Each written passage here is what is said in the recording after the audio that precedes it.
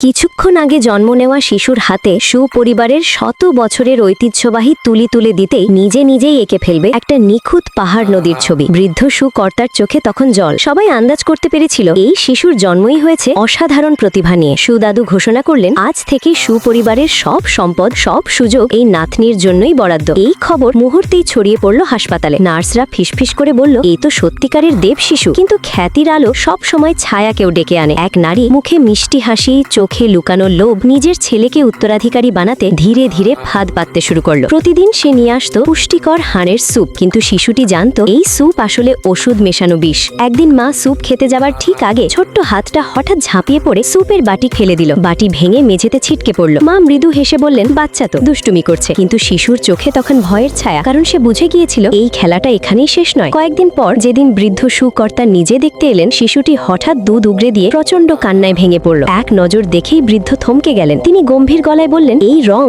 এই গন্ধ আমি চিনি। স্যুপ আর দুধ সঙ্গে সঙ্গে পরীক্ষায় পাঠানো হলো। ভয়ে মহিলাটি থরথর করে কাঁপতে থাকলো। কিছুক্ষণ পর রিপোর্ট হাতে নিয়ে বৃদ্ধ ধীরে মাথা তুললেন। তার চোখে তখন আগুন, কারণ শিশুর খাবারে পাওয়া গেছে স্নায়ু বিকাশ ধ্বংসকারী ওষুধ। ধূর্ত মহিলাটির ভয়ঙ্কর ফাঁদ সবার সামনে ফাঁস হয়ে গেল। গাইস, তোমরাই বলে যাও, এই মহিলাটিকে কি শাস্তি দেওয়া উচিত?